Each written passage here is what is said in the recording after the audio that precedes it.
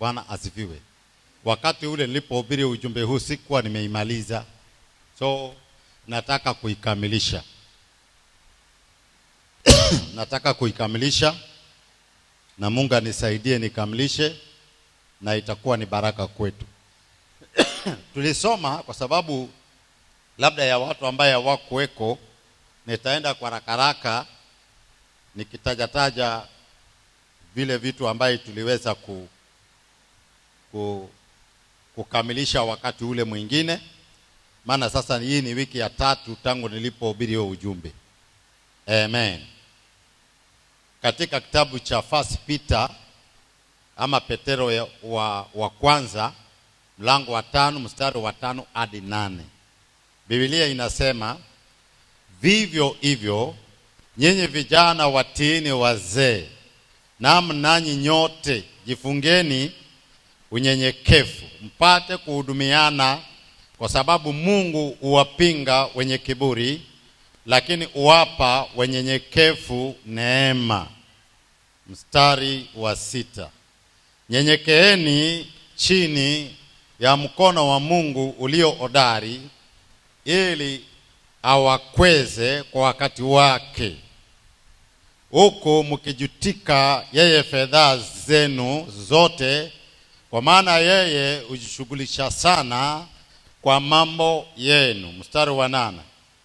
Mwe na kiasi na kukesha, kwa kuwa mstaki wenu Ibilisi kama simba gurumaye usunguka akitafuta mtu ameze. I'm speaking about humility. Katika utangulizi yangu nilisema humility is one of God's character. Kwa wale ambao hawakukua, unyenyekevu ni mojawapo wa tabia ya Mungu.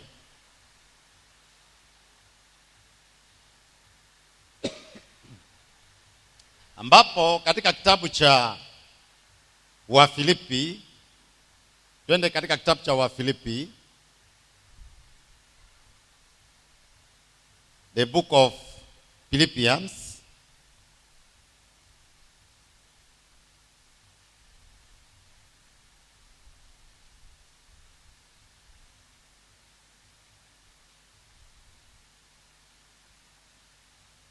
chapter number 2 verse 5 to 9.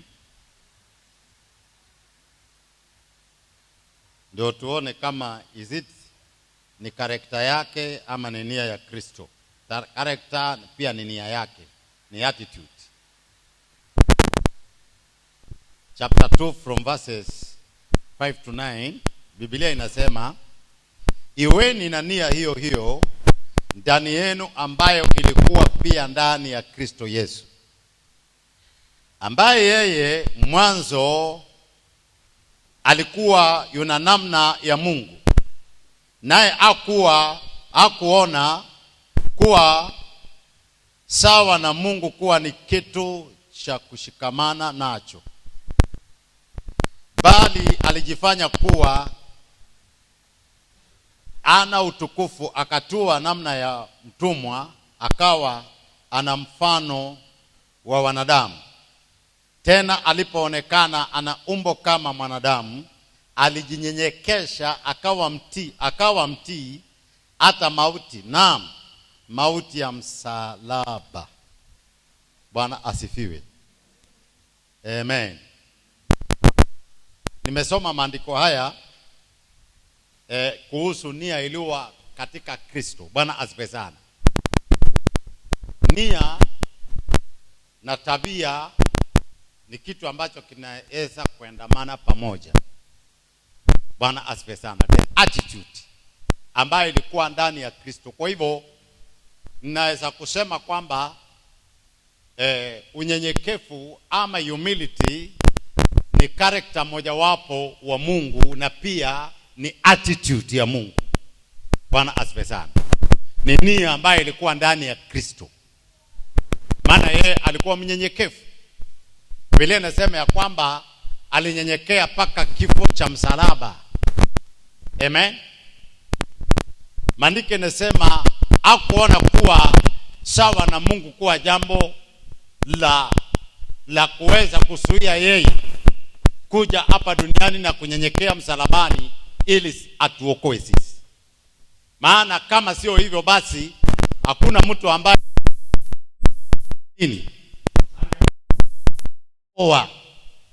maana kuna mkombozi mwingine. Mungu alijaribu kupitia kwa wanyama, Mungu alijaribu kupitia kwa damu, Mungu alijaribu kupitia kwa mambo mengi, lakini sasa Kristo alipokuja akajinyenyekesha, basi maandiko yanasema ya kwamba kupitia kwake yeye tukapata wokovu. Bwana asifiwe sana. Alafu kupitia kwa hiyo unyenyekevu wake pia maandiko yanasema ya kwamba Mungu akamuinua. Bwana asifiwe sana. Na kisha akampa jina kuu ambalo limepita majina yote. Bwana asifiwe sana. Unajua tunarudia kwa sababu ya wale watu ambao hawakuweza kuweko. Alafu tukasema what is humility? Is being humble. Kunyenyekea tu. What is to be humble? What is to be humble? Is putting the needs of another person before your own. Thinking of others before yourself. Wala ambayo waandika haraka sana. Not drawing attention to yourself. Acknowledging that you are not always right. Kutambua kwamba wewe hauko sawa kila wakati. Maana watu wengi kama wana unyenyekevu wanaonanga, unajua unyenyekevu inakusaidia hata wakati unapozungumza na watu, amen, kujiishi kwamba kwa kila kitu hauko sawa. Bwana asifiwe sana. Na saa zingine unanyenyekea tu, unaacha mabishano kwa ajili ya unyenyekevu. What are the characteristics of humility? Silent, mtu ambaye yuko humble mara nyingi utakuta yuko silent. Ako na self control ama utabiti. Serves willingly, mtu huyo huwa anatumika kwa kupenda. Is correctable, ni mtu ambaye anaweza jirekebishwa ama anaweza rekebishwa. Unajua kuna watu ambao hawezi rekebisha. Gentle, mtu huyo unakuta kwamba ni mpole. He is small before his God and the universe. Mtu huyu na kwamba utakuta ya kwamba yuko mdogo mbele ya Mungu na hata mbele ya ulimwengu. Amen.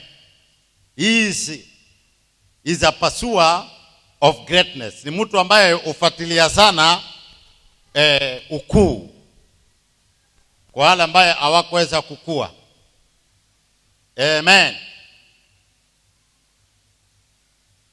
Sasa tukaingia kwa point number 1. Point number 1 tuliongelea kuhusu pride. Pride vile inaweza fanya.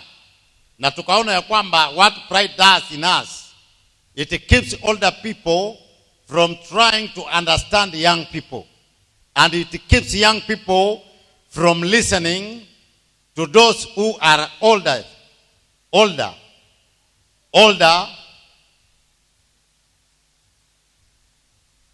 Inafanya wale watu ambaye ni wazee kushindwa ama kukataa kuelewa wale watu wadogo ama vijana. Na pia inafanya vijana wasiwe watu wa kusikiliza. Amen. Unaona pride vile inavyofanya? Yaani watu wanakuwa don't care, they don't care. Hakuna mtu ambaye anaweza sikiliza mwingine na hakuna mtu ambaye anataka kuelewa mwingine. Kwa hivyo ndiposa Petro anasema ya kwamba lazima tuweze kusaidia, unyenyekevu itatusaidia kuelewa vijana na vijana pia kutusikiliza sisi kama wazee. Hapo ndipo tunaweza saidiana. Lakini pride inazuia. Kwa maana pride itakwambia kwamba utaniambia nini? Bwana asifiwe sana. Ama pastor na kucorrect, unasema pastor utaniambia nini? Ama rafiki anakucorrect, lakini kwa sababu ya pride iko ndani hawezi kukufanya nini wewe unyenyekee ili upate msaada. Alafu naye tukasema ya kwamba pia pride it hinders believers from serving God effectively. huzuia waumini katika hali ya kumtumikia Mungu kwa kufaa. Pride limits believers from growing spiritually. Kwa hivyo inazuia pia, inaweka mipaka kwa waumini kuweza kukua kiroho na kumtumikia kila moja kwa mwingine. Amen. Na tukasema people with humble spirit normally have attitude of listening. Wako na roho ya unyenyekevu, wananyenyekea ama wako na nia ya kuweza kusikiliza. Tukapata Proverbs chapter 13 verses 10. Biblia inasema ya kwamba only by pride cometh contention, but with well advice is wisdom. Bwana asifiwe sana. Mashindano huja kwa sababu ya nini? Kwa sababu ya kiburi. Unakuta watu wanashindana kwa sababu ya kiburi. Bwana asifiwe sana. Naruka tukapata Proverbs, kama huku andika Proverbs 16 verse 16 to 18, ambayo inasema pride goes before what? Destruction. Amen.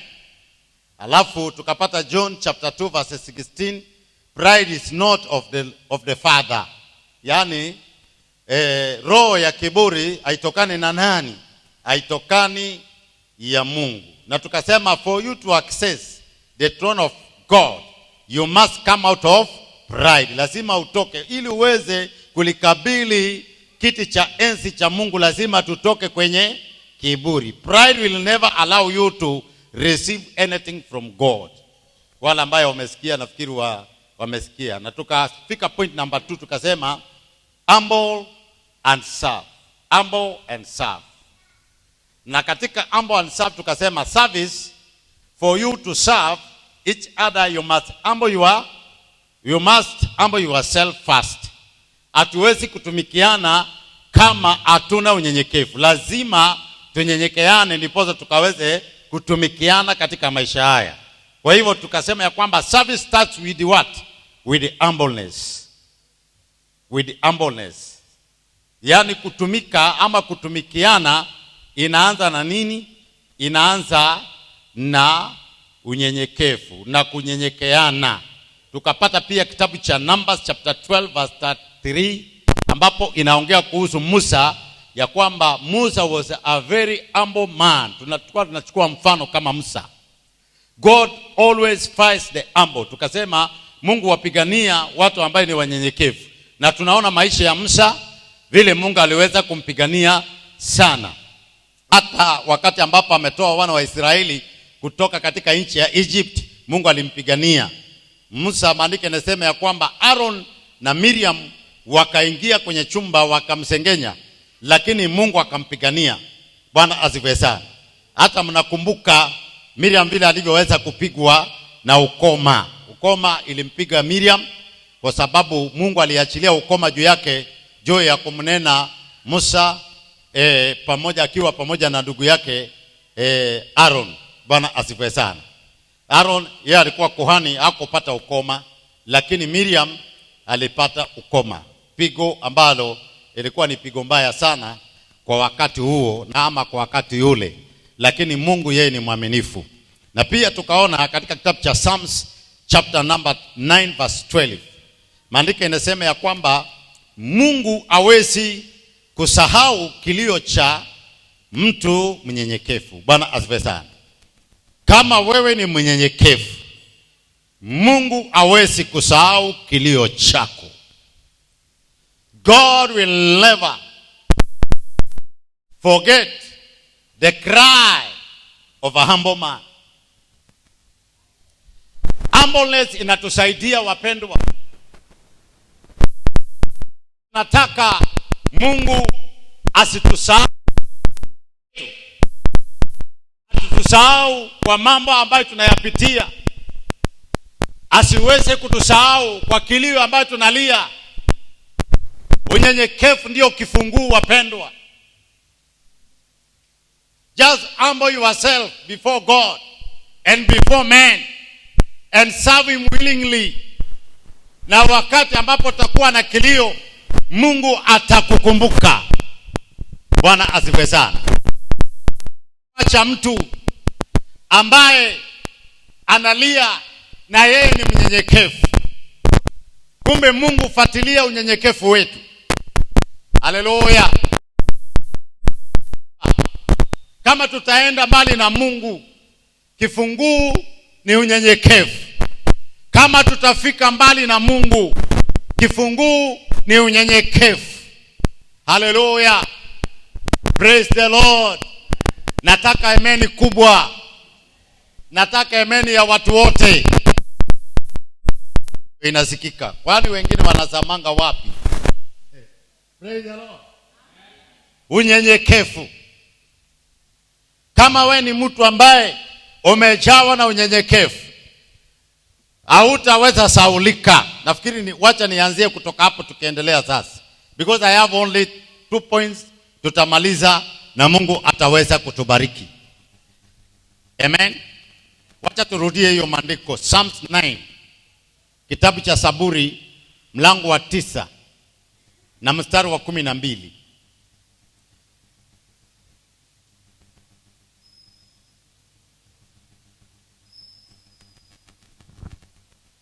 Biblia inasema, maana mlipisa kisasi cha damu, awakumbuka hakukisahau kilio cha wanyonge. Wanyonge ni wale watu wamenyenyekeshwa katika hali fulani. Bwana sifiwe sana. Unyenyekevu ni kitu ambacho inaweza kuwa kumbatana pamoja. Wana wa Israeli licha ya utumwa walikuwa wamenyenyekea, nao wakateswa sana, mwagwa sana, wakauawa sana na Farao. Ilikuwa ukifanya makosa unauawa kifo cha uchungu. Bwana asifiwe sana. But one day Mungu akasikia kilio cha wanyonge. Bwana asifiwe sana. Kilio ya watu ambaye walikuwa wamenyenyekea kwake, na akakuja akalipisha kisasi yeye mwenyewe. Bwana asifiwe sana. Na Misri ilipigwa na mapigo mengi sana, kwa sababu Biblia tunaelewa yale mapigo ambaye Mungu aliachilia katika Misri. Amen. Akiwakumbuka wana wa Israeli. Na saa hiyo alikuwa anafanya haya yote kuwakomboa, kuwaokoa watoke kwa mikono ya Farao. Kwa hivyo nataka kusema kwamba wapendwa, Mungu hatasahau kilio cha mtu anayenyenyekea. Bwana asifiwe sana. Kilio chako inasikika mbinguni. When you cry, Bwana asifiwe sana. Wakati ambapo napolia, Mungu anasikia. Hata ukiwa ndani ya kitanda chako. Amen. Mungu anasikia. Another thing, God, he gives grace unto the humble. Mungu peana nini? Upeana neema kwa wanyenyekevu.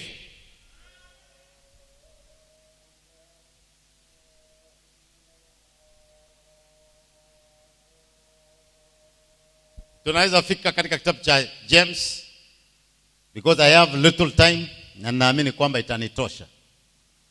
Leo mmenipimia kali, lakini Mungu atanisaidia. Bwana asifiwe sana. Twende katika kitabu cha Yakobo, the book of James.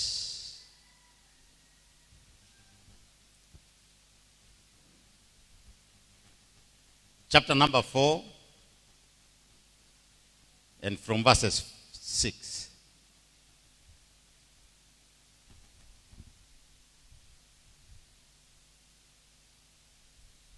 Lakini utujalia sisi neema iliyozidi. Kwa hiyo usema, Mungu uwapinga wajikwazao, bali uwapa neema wanyenyekevu. Bwana asifiwe sana.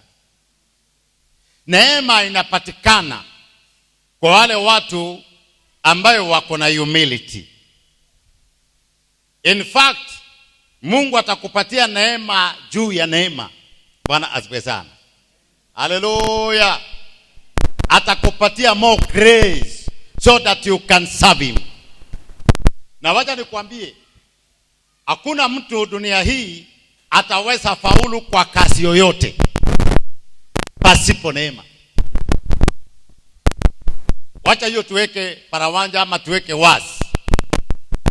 Ile kazi yote ambayo tunafanya, iwe ni biashara, iwe ni kazi ya Mungu, iwe wewe ni mwalimu, iwe wewe ni daktari, iwe wewe ni mwana biashara, iwe wewe, Bwana sifiwe sana, ni mchungaji, mwinjilisti, iwe wewe ni mwalimu wa neno, pasipo neema ya Mungu huwezi enda mbali.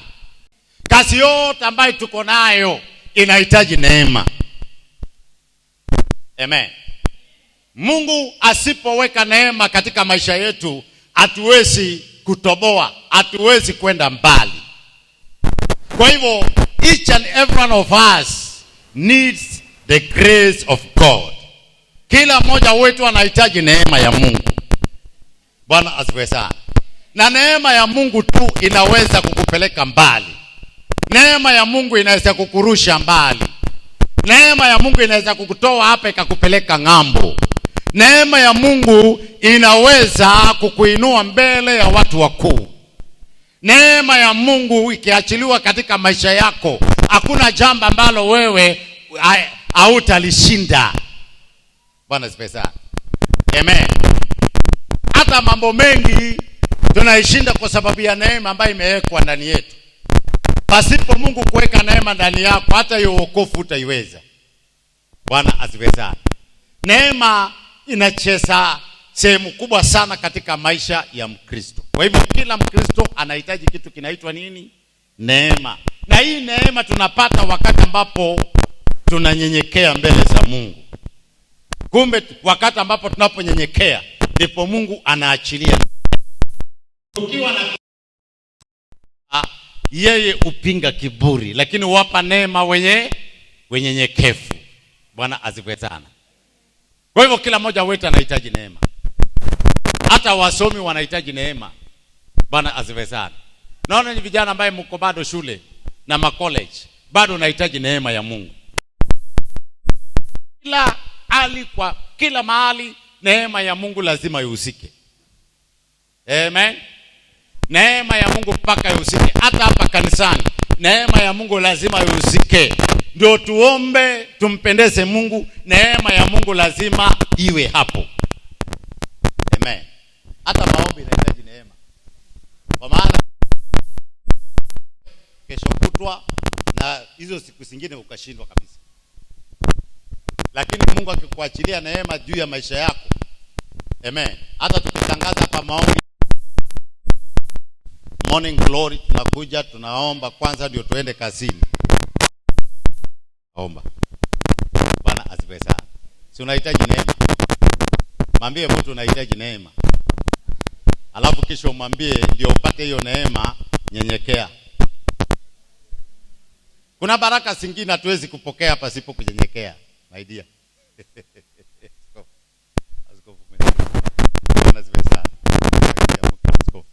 Praise the Lord. Tuko pamoja lakini? Are we together?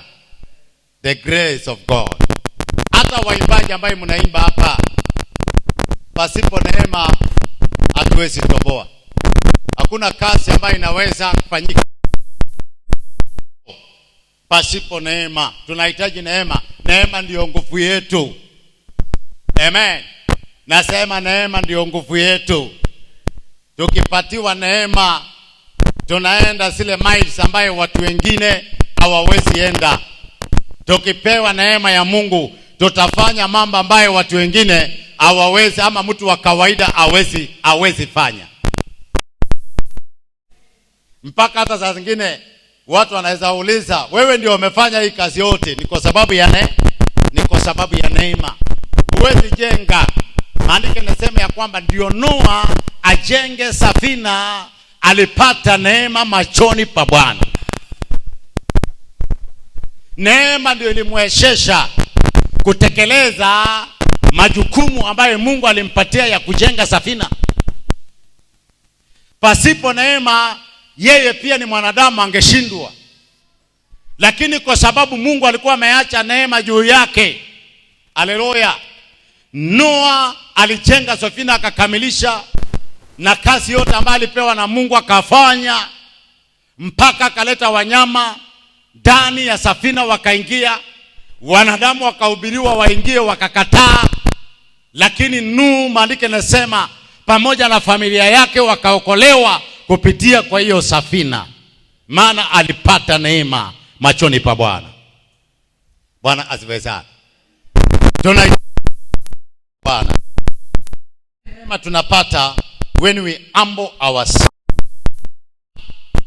associate with the humble people. Amen. Shirikiana na watu wanyenyekevu, kupachikiwa roho ya unyenyekevu. Katika kitabu cha Romans chapter 12 verse 16, Warumi mlango wa 12 mstari wa 16, Biblia inasema, mstari wa 16, mpate nia zenu, mpatane nia zenu nyinyi kwa nyinyi, msinie yaliyo makuu, lakini mkubali kushughulishwa na mambo manyonge. Msiwe watu wa kujivunia akili. Bwana asifiwe sana. Msiwe watu wa kujivunia nini? Akili zenu wenyewe. Bwana asifiwe sana. Patana, just associate with the people ambayo wako na humble spirit. Shirikiana na watu. Unajua wakati ya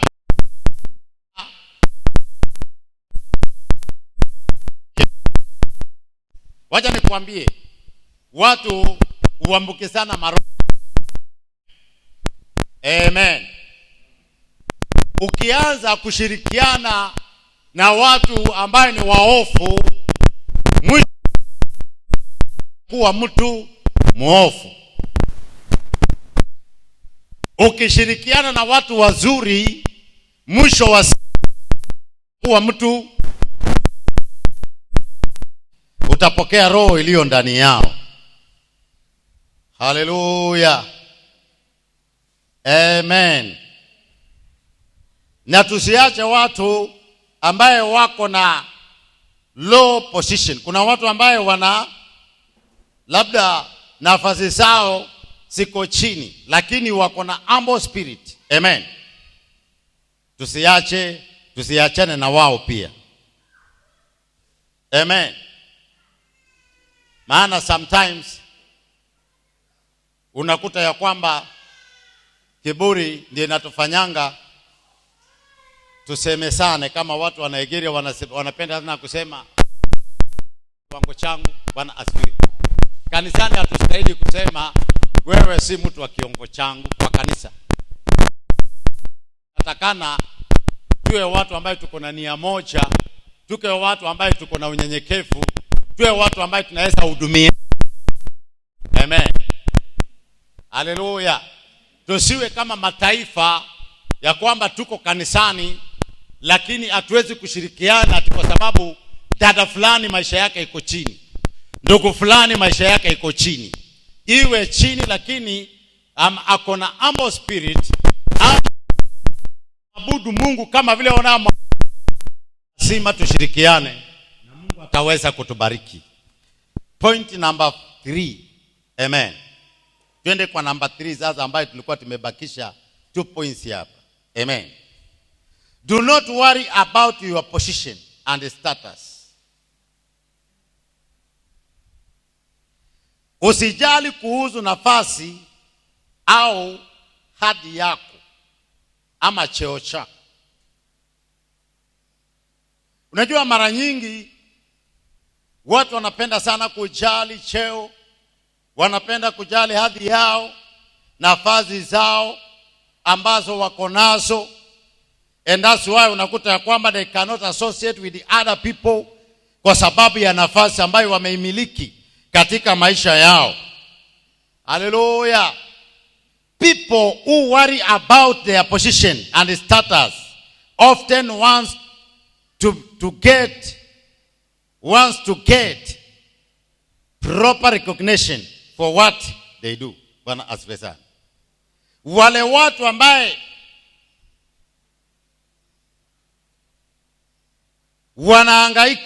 watu wanaohangaika kuhusu nafasi zao ama cheo zao. Haleluya. Sana sana utaka kupata kutambuliwa kwa kile wanachofanya. Bwana asifiwe sana. Kwa kile wanachofanya wapenda kutambuliwa. Haleluya. Hiyo nafasi itutatize katika maisha. Unajua sometimes our position ama nafasi zetu na vyeo vyetu tusiwe watu wanyenyekevu.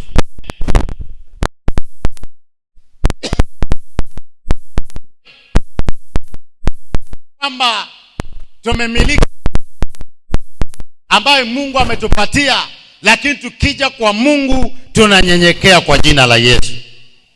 Tunaweza fanya kazi yoyote kwa jina la Yesu. Bwana, siku moja nilienda makanisa ya mjini. Kuna watu ambaye mara nyingi utakuta iko na watu ambaye wana nguvu. They have lawyers, doctors. Bwana asifiwe sana. Lakini kitu cha ajabu unakuta doctor amefika kanisani anafaa ya chooni.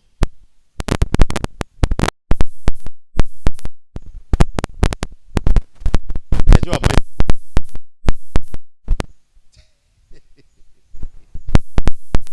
mniamini tu. Bwana asifiwe sana. That's humility. Hawaoni zile vio vyao. Wanaona kumtumikia Mungu. Wanaona Mungu ambaye ni mkuu kuliko ambaye Mungu ni mkuu zaidi ambaye amewapatia hizo vyeo na nafasi. Si ni kweli?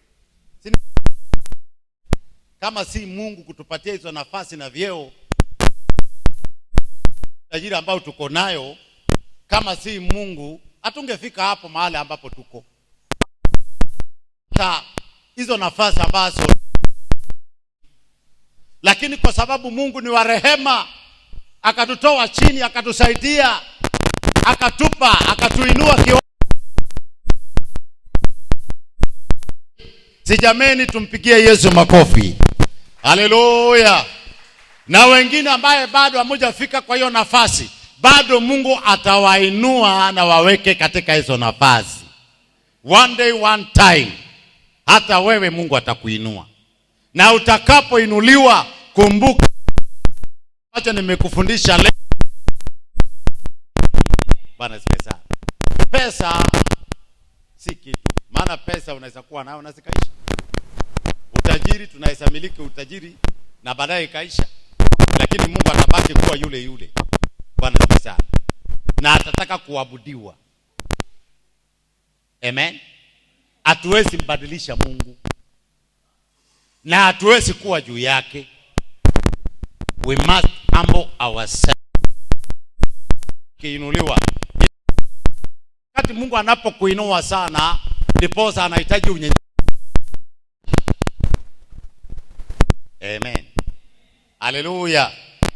Amen. Haleluya. Maana kanga pale ikingoja kutugonga, iturudishe mahali.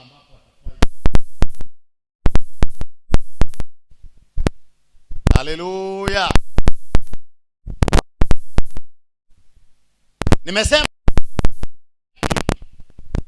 wanajali kutambuliwa sana. But Peter advises us to remember that God's recognition counts more than praise. Lakini Petero anatushauri sisi na kutukumbusha ya kwamba tukumbuke kwamba kukubaliwa na Mungu ni bora kuliko sifa za wanadamu. Mungu ni bora kuliko sifa ya nini? Ya wanadamu.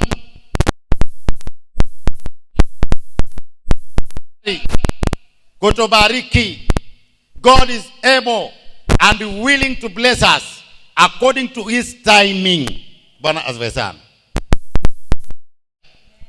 Mungu anaweza na yuko tayari kutubariki kulingana na wakati wake. If you are here,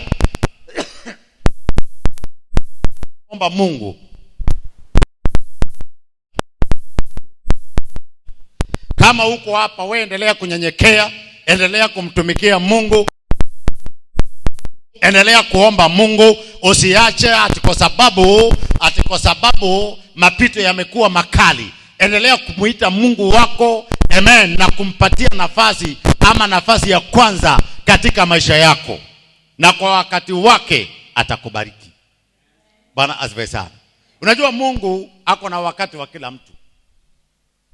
Mungu ako na wakati wa kila mtu. Bwana asifiwe sana. Mungu ako na wakati wa kila mtu. Kuna wakati wa kila mtu. Unaweza sota, unaweza teseka, unaweza, amen, paka watu wakakuona hakuna mahali unaenda. Lakini one day, one time, watu wataimba wimbo wako. Maana Mungu atakuwa amekubariki. Mungu atakuwa amekuinua. Mungu atakuwa amekutenda. Mungu atakuwa amekukumbuka. Kama alikumbuka Sara, sembuze wewe. Kama alimkumbuka Sara, kama alimkumbuka mke wa Manoa aliyemzaa Samson, kama alimkumbuka Zakaria na mkewe katika uzee, sambuse wewe. Bwana siwe sana. Amen. Kwa wakati wa Mungu atakubariki. Endelea kunyenyekea, endelea kumtumikia. Kitu ambacho ninalia sana, watu wamtumikie Mungu. Kuna baraka hapo. Na huwezi tumika pasipo kunyenyekea kwanza. You must humble yourself. Lazima ujione kwamba wewe si kitu kwanza. Mungu ndiye miliki wa mambo yote, ndiposa utaweza tumika. Praise the Lord. Bwana asifiwe. Amen. Unajua wanadamu wana sifa, lakini Mungu anaweza. Mungu akiamua kukuinua na kukubariki ni zaidi ya sifa za wanadamu. Na wakati wa Mungu ndio muhimu sana. Now, humbly, kama unaandika chini, humbly obey God regardless of present circumstances. And in his good time, either in this life or in the next, he will honor you. Bwana asifiwe sana. Amen. Humbly, nasema kwamba kwa unyenyekevu wote mtii Mungu licha ya mambo unayepitia kwa sasa, na kwa wakati mwema. Ikiwa katika maisha haya ama yale yajayo, Mungu atakuheshimisha. Bwana asifiwe sana. You cannot humble and serve God na Mungu akose kukuheshimisha. Amen. Unapomtumikia Mungu, Mungu atakuheshimisha. Na Mungu ana uwezo ya kukuheshimisha hata kwa mataifa. Ana uwezo ya kukuheshimisha kwa ulimwengu nzima. Amen. It is true humbleness. Unataka Mungu akuheshimishe. Kuna watu ambao wameheshimishwa leo. Amen. Ulimwengu mzima inawatambua. Kwa sababu walikubali kunyenyekea. Walikubali. Na Mungu naye akawaheshimisha. Amen. Unajua Mungu anaweza kukuheshimisha kwa mataifa, kwa dunia nzima, kwa watu matajiri, kwa watu wakubwa. Anaweza kukuheshimisha. Bwana asifiwe sana. kuna wakati utatoka hapo unaingia mahali unakuta ukumbi yote inasimama, ati kwa sababu wewe umealikwa umefika. Pigia Yesu makofi. Ukumbi mkubwa, watu thousands of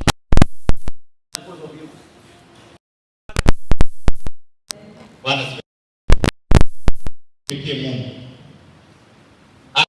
Achana na mashaka ndani ya moyo wako. Mwambie mtu acha.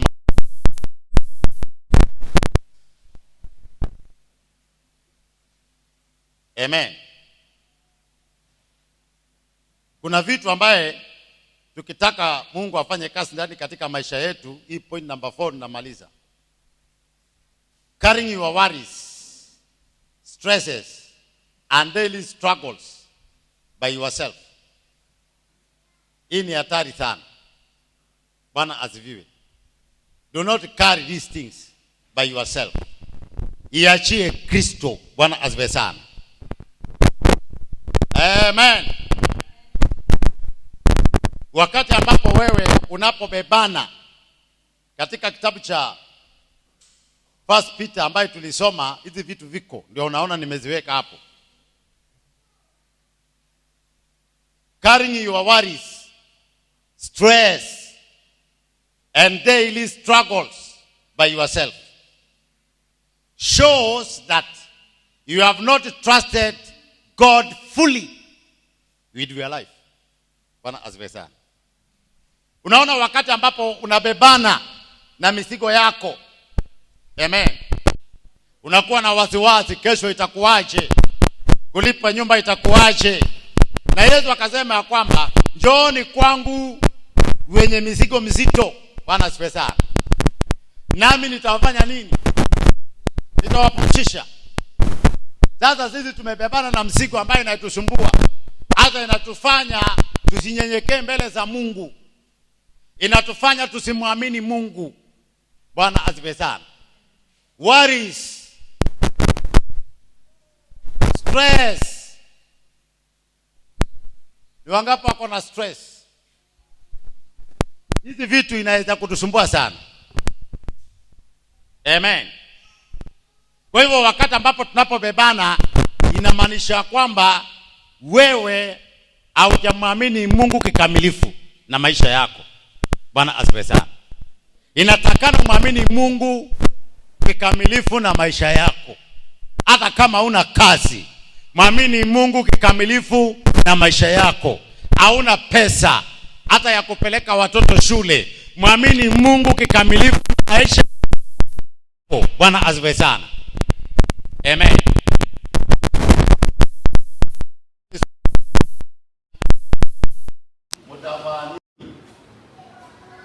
Lakini sisi leo tunajali tutakula nini, tutavaa nini.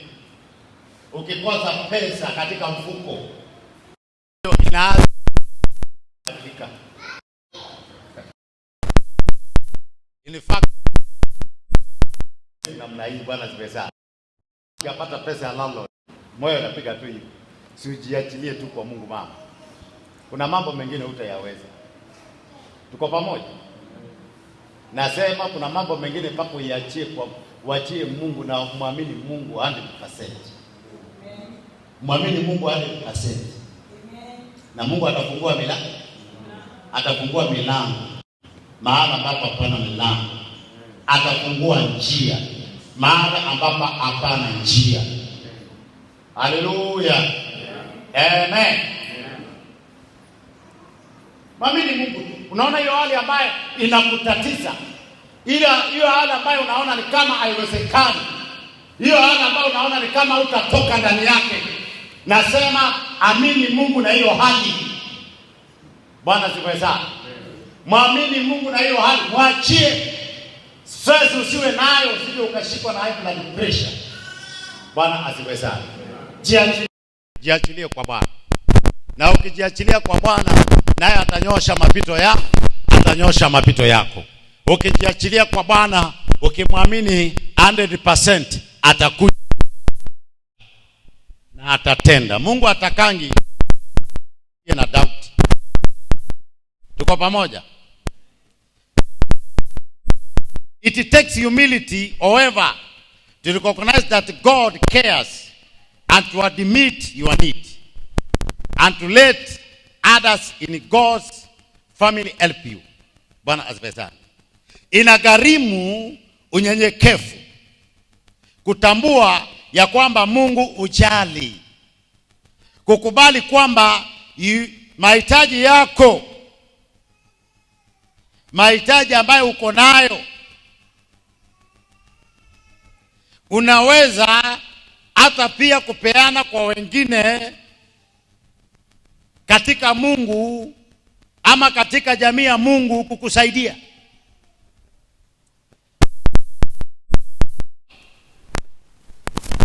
Kuna mtu atakiwa katika shida ya kwamba hiyo shida yake julikane.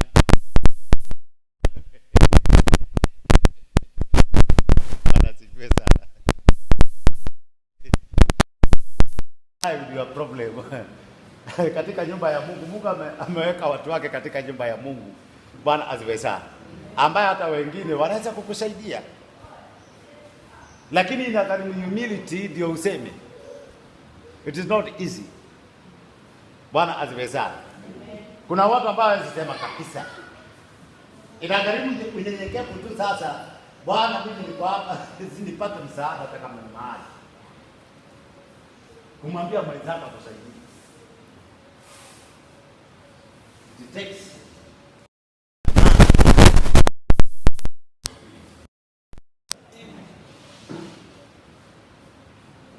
lakini wakati mwingi tunasema mimi ati nimwambie nani shida yangu, wacha ikae.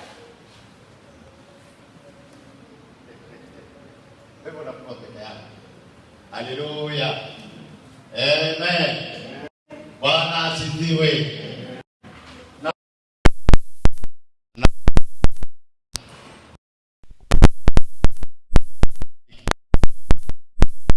Pea maybe it takes humility, however, to recognize that God cares. Si ndio? Inagharimu unyenyekevu mtu kutambua kwamba Mungu anajali. Usipokuwa na unyenyekevu ndani yako, wewe kuona kwamba Mungu hatajali. Na kuna watu ambaye wanasemanga kwamba Bwana cares the most. Bwana asifiwe sana. Mungu jali sana. God cares. Bwana asifiwe sana. Mungu anatujali. Mungu anatutunza. Katika Mungu anatutunza. Bwana asifiwe sana. Kuna wakati siku Bwana asifiwe sana. Sasa sina pesa kabisa. Hii sasa ni Amen. Sina. Sasa tuongee tukamwambia Mungu sasa wadi nitalala jana. Bwana asifiwe sana. Ati sina pesa. My friend, wachana na Mungu. Mungu kujali watu wake. Amen. Baada ya dakika kama 10 hivi, M-Pesa 2 ilikuwa imeingia kwa simu yangu. Sasa nikaketi chini nikasema sasa mimi ninajali nini? Na kumbe Mungu ananiona. Nimetumiwa na pesa na watu pesa. Bwana asifiwe sana. Kwa M-Pesa yangu. Praise the Lord. Amen. Mungu hawezi acha mtu wake. Mungu hawezi acha mtu wake. Mungu hatakuacha. Mungu anakujali. He cares about you. Ni wewe tu ndio unaji, lakini yeye anakujali. Katika hiyo situation ambayo unaona ni kama Mungu hakuoni, Mungu yuko ndani yake. Na kwa neema yake utatoboa vizuri. Nasema kwa neema yake utatoboa vizuri. Kwa neema yake school fees ya watoto utalipa. Kwa neema yake hiyo nyumba ambayo umepanga utalipa. Kwa neema yake chakula atakupatia. Kwa neema fanyia kila kitu. Kwa neema yake utatoboa vizuri. Bwana asifiwe sana. Maana anakujali. God cares. Bwana asifiwe sana. Wakati mwingine hali tu inatutetemeshanga. Unasikia kutetemeka mpaka unaona, hey. Leo.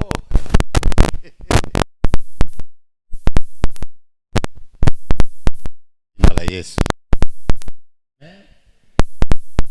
Kwamba utatoboa.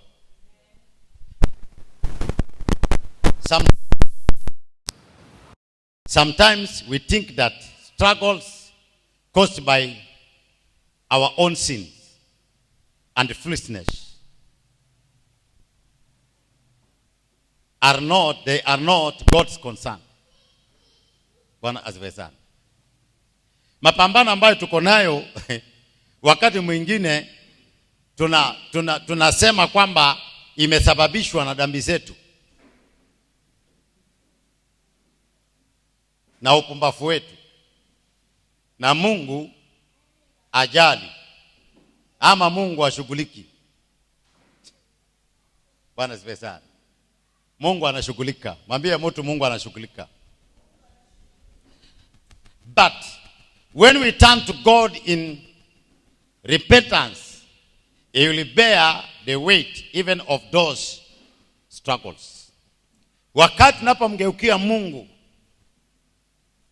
katika toba, Mungu atatubebea hata ya mang'ang'ano, hayo mapambano ambayo tuko nayo katika maisha yetu. Mungu ana uwezo ya kubeba. Kwa hivyo Mungu utujali. Amen. Now, let God have your anxieties.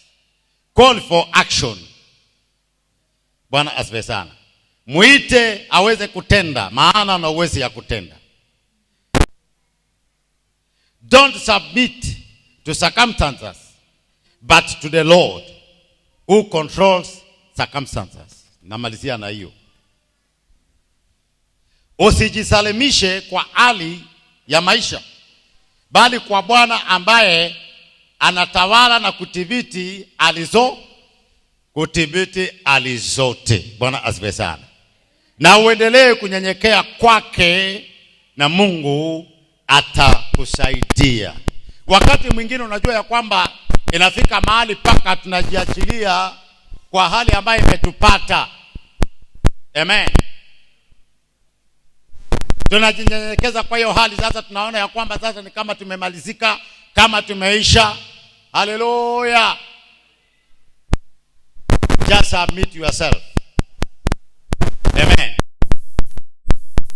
Ambaye anaweza control hali zote, maana yeye ana control hali zote. Mungu ana control hata uchumi. Mungu ana control kila kitu. He controls everything. Akiwa katika kiti chake cha enzi, ana control hali zote. Bwana asifiwe sana. Unajua ndio sababu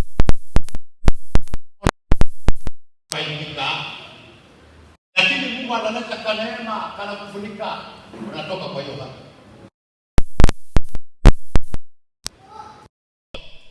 Amen. Kwa sababu ana control hali zote. Mungu ana control. Majaribu yote ambayo tunapitia, Mungu yuko ndani, ana control. Shida zote ambazo tunapitia katika maisha yetu, Mungu ana control. Kila anahitaji kwetu ni kuendelea kunyenyekea kwake na kumtumikia na kujua ya kwamba yeye anaweza mambo yote. Bwana asifiwe sana. So, kwa unyenyekevu wote, tunyenyekeeni chini ya mkono wa Mungu aliye hodari, naye kwa wakati wake atatukweza. Bwana asifiwe sana. Amen. Tunyenyekee chini yake katika hali zote ambazo tunapitia. Tunyenyekee chini ya mkono wake katika hali zote ambazo tunapitia, naye kwa wakati wake atatuinua, kwa wakati wake atatubariki. Usiseme kwamba sasa wewe umekaa katika hiyo shida sana, nikaana kwamba Mungu amekusahau. Mungu hajakusahau. Kwa wakati wake atakuinua, kwa wakati wake atakubariki, kwa wakati wake ataonekana katika maisha yako, kwa wakati wake atatenda hiyo miujiza ambayo wewe unahitaji katika maisha yako. Atakuja na atatenda na atatenda, maana kazi yake ni kutenda. Bwana asifiwe sana. Haleluya. You know God, Mungu akiamua leo, kama majira imefika, hata anaweza kukufanya bilionea leo. Bilionea. Katika kufumba na kufumbua, Mungu anaweza kukufanya mtu mkubwa sana kwa dakika moja. Hiyo just ile kasi ambayo nimekuambia tu. Yes. Watu wengi tumeshindwa kunyenyekea. Jifunze. Unyenyekevu ni tabia ya Mungu. Unyenyekevu ni nia ya Mungu. Unyenyekevu, hakuna mtu aliyesaliwa na unyenyekevu. Unyenyekevu ni tabia ambayo mtu anaweza kujifunza na akaimiliki. Bwana asifiwe, na akawa mnyenyekevu. Amen. Sisi sawa hiyo. Let us humble Lord. Let us serve God faithfully. In fact, tubadilishe maisha yetu. Nilikuwa nataka niongee hiyo hata nikimalizia. Badilishe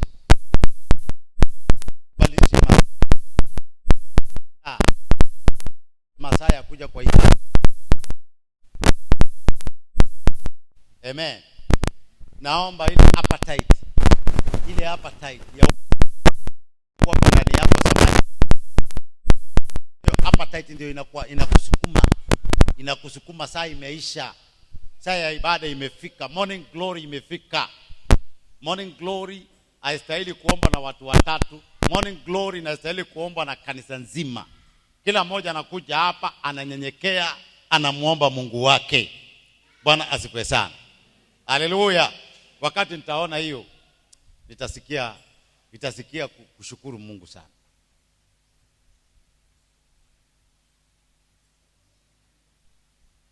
Unajua unyenyekevu ndio tabia pekee yake ambaye itakuruhusu kutafuta uso wa Mungu.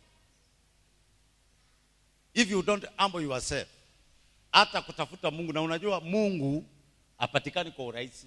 You must seek him. Biblia inasema seek him. Kutafuta inamaanisha ya kwamba hapatikani kwa urahisi. Vijana wangu, hapatikani kwa urahisi, ni kutafuta. Unatafuta huku kupata, bado unaendelea kutafuta mpaka umpate. Naye ukimpata, watu watajua ya kwamba Mungu Elijah, Bwana asifiwe sana, ameonekana katika maisha yako. Anatafutwa ndio yapatikane. Simame kwa miguu yetu, tuinue mikono yetu mbele za Bwana, tumwambie Mungu atusaidie, tunyenyekee, atusaidie kunyenyekea hata kwa ibada zetu, hata kuja kwa ibada, hata kutafuta uso wa Mungu hapa kanisani. Bwana asifiwe sana. Unajua ukinyenyekea hata utafutangi company. When you humble yourself, uambiangi kuja uimbe humbleness, roho ya unyenyekevu itakupeleka tu mbele to serve your God. Roho ya unyenyekevu haiwezi kukuruhusu wewe usukumwe. Unafanyanga vitu vya Mungu willingly, kwa kupenda. Bwana asifiwe sana. Hakuna mtu atakusukume ufanye, no. Amen. Kwa sababu your spirit ambaye ni yako, you just humble and do things of the Lord. Bwana asifiwe sana. You do the work. Anybody pushing you bila kulazimishwa, kwa kupenda. Naye unapofanya unasikianga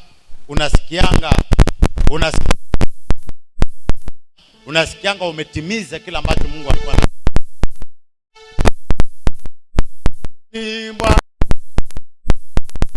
Utuponya ni Bwana,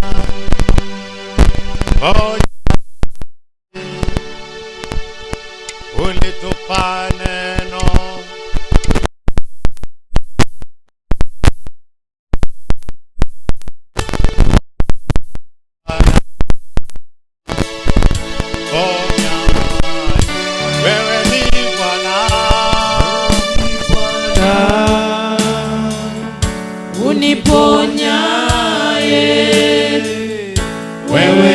Bwana ponyaji, ulituma neno lako nipone. Wewe ni Bwana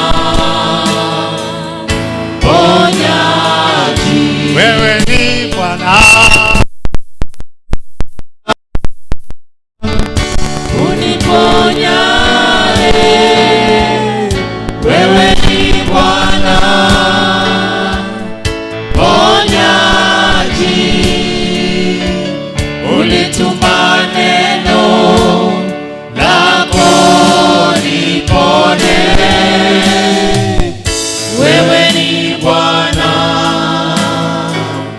ponyaji, wewe ni Bwana, wewe ni Bwana, haleluya, uniponya.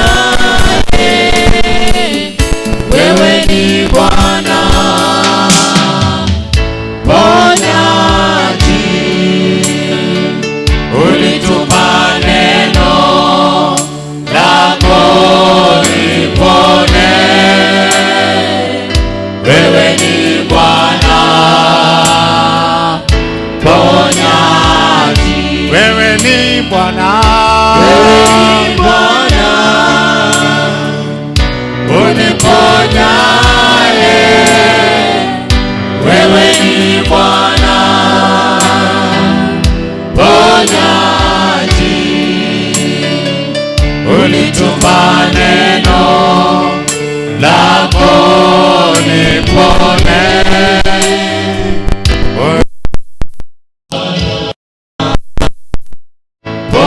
Ponyaji, I am the Lord, I am the Lord.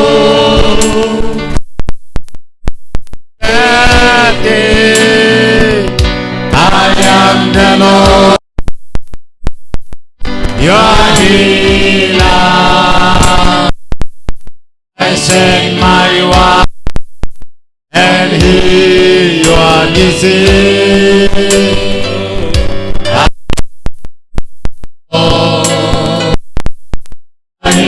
I am the Lord, I am the Lord, that healeth thee. I am the Lord, your healer. I send my word and heal your disease. I am the Lord, your healer. Hakuna wakufanana na Baba, hakuna wakufanana naye, hakuna wakufanana na Yesu, hakuna wakufanana naye, hakuna wakulinganishwa nawe, hakuna wakufanana naye, hakuna wakufanana na Baba, hakuna wakufanana naye. Wewe waweza, wewe waweza, wewe waweza, hakuna wakufanana naye.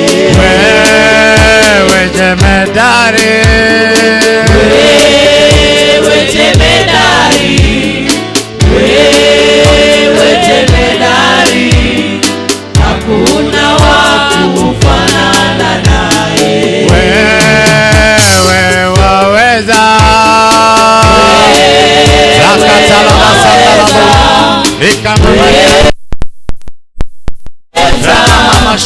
hakuna wakufanana naye. Wewe ni Jehova, wewe ni Jehova, wewe ni Jehova, hakuna wakufanana naye. Wewe waweza, unaweza Baba, unaweza badilisha maisha yetu, unaweza kunyenyekesha Baba. Wewe watosha, wewe watosha, wewe watosha, hakuna wa kufanana nawe, hakuna wa kufanana nawe, hakuna wa kulinganishwa nawe, hakuna wa kufanana nawe, wewe jemedari. Baba, unaweza, tunanyenyekea chini ya miguu yako, utuinue kwa wakati wako fao. Hakuna wa kufanana nawe, wewe waweza, wewe unayetushughulisha na mambo yetu, shughulika na mambo yetu. You care Lord, you care about us, you care about your. Najua unajali yule mama, unajali kijana,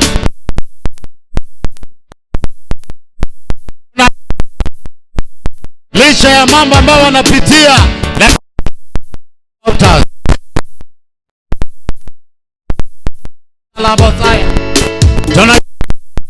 tukaone uso wako, tukaone mapenzi katika maisha yetu, tukaone ishara na miujiza, kuinuliwa kwetu. Hai, asante Bwana Yesu. Wewe ni wewe, wewe ni wewe, na utabaki kuwa ni wewe. Wewe ni wewe, na utabaki kuwa ni wewe. Wewe ni wewe, na utabaki kuwa ni wewe.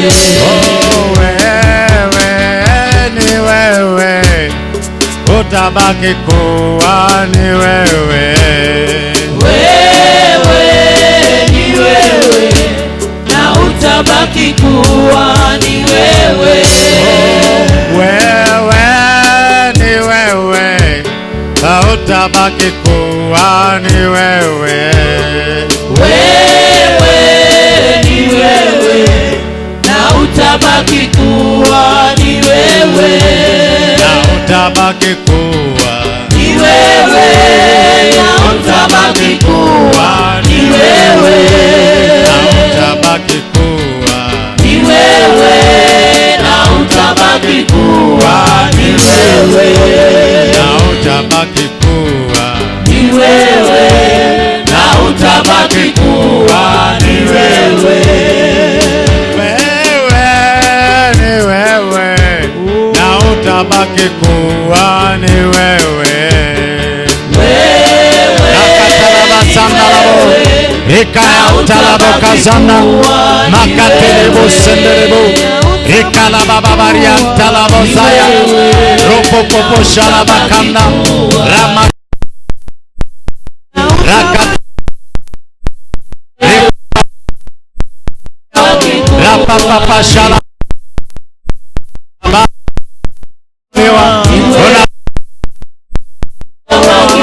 unastahili heshima na shukrani kama wewe. Ni wewe, na utabaki kuwa ni wewe. Na utabaki kuwa ni wewe. Na utabaki kuwa ni wewe. Baba Muumba mbingu na nchi, tunakuja mbele za kiti chako cha enzi na unyenyekevu wote, tukijua ya kwamba wewe ndiye Mungu wetu ambaye pekee unaweza inua wanyenyekevu na kuwashusha wenye kiburi, maana kiburi kwako ni dhambi.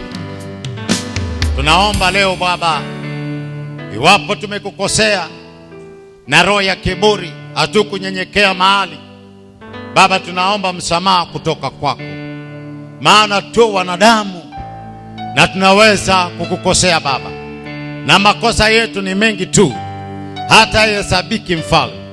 Tunaomba rehema zako, tunaomba fadhili zako, tunaomba neema yako tena, tunaomba kibali chako tena juu ya maisha yetu Mfalme. Tutenganishe na maovu yetu, tutenganishe na roho ya kiburi, tutenganishe na roho ya majivuno, tutenganishe na maroho ya kujua Baba.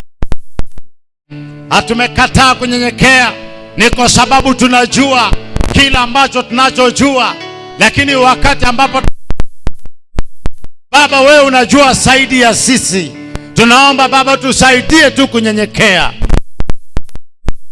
yale ambaye umetutuma kutekeleza. Yesu Kristo aliye hai, we humble ourselves before you Lord.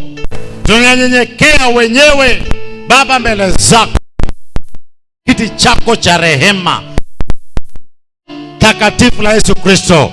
Najua ya kwamba kuanzia leo kuna watumishi ambayo watainuliwa na wewe, ni kwa maana wamekubali kwenye miguu yako Mfalme, wamekubali kunyenyekesha kwenye mamlaka ambayo wewe umepatia, wamekubali kunyenyekesha kwa wazazi ambayo umewanyenyekesha amuru. Baba, nikisema asante kwa kuwa Baba umesikia na umetenda. Pokea sifa na upokea utukufu Mfalme. Asante kwa ibada ya siku ya leo, asante kwa washirika ambayo walifika Baba, nasema asante Baba, tunasema asante. Unajua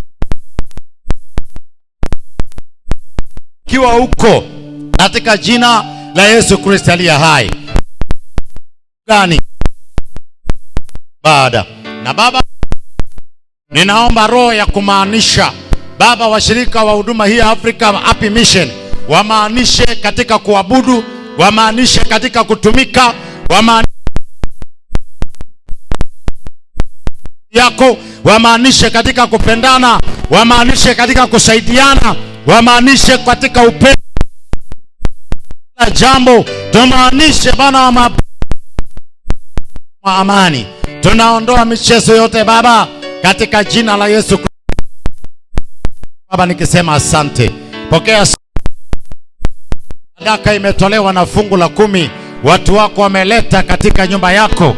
Madhabahu haya naomba yapokee sadaka hii ya 10 Kristo aliye hai, and in return Baba, bariki maisha ya watu wako, tia nguvu katika mikono zilizotoa sadaka hii na fungu la 10 katika jina la Yesu, ili wakatende kazi zaidi na wakabarikiwe zaidi, wakainuliwe zaidi, usawa tumbo lao inuliwe, kazi ya mikono yao ibarikiwe, biashara zao zibarikiwe. Yoyote aliye laani maisha yao, yoyote aliye laani kazi yao Baba, hiyo laani maneno yaliyotamkwa kinyume chao, that by Father and my God, I reverse those words, I reverse spoken words, I reverse curses, I reverse them in the mighty name of Lord. I decree blessings upon their lives, upon their children, upon the name of Jesus. Pokea sifa Bwana wa mabwana, maana kuna Mungu kama wewe. Kwa jina takatifu la Yesu Kristo tumeomba na hata kuamini, na sote tuseme amen. Amen. Amen. May the Lord bless you. Let us appreciate praise and worship team. Mungu awabariki na watende mema. Kwa kusimama madhabahuni, tusimame kidogo, tukae kidogo. Bwana asifiwe.